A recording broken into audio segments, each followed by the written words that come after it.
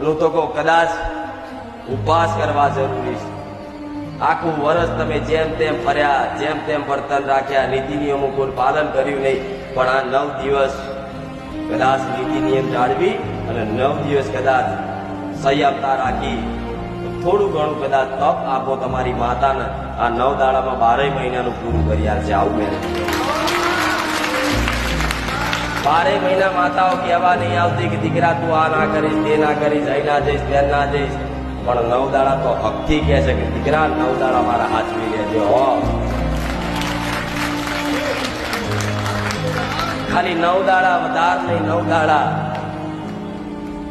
ઉપવાસ ના થાય ને, કોઈને એવું હોય કદાચ કે માં ભૂખ્યું નહીં રહેવાતું, તો માતા એવું કહું છું તમારથી કદાચ ઉપવાસ ના થાય તો બળજબરી ઉપવાસ કરવાની જરૂર નહીં. હું માતા એવું કહું છું તમે એક ભૂખ્યા રહેશો ઉપવાસમાં, હું એવું કહું છું કદાચ 10 દિવસ તમારાથી રાજી થયા ને તોય તમારી માં રાજી રહેશે.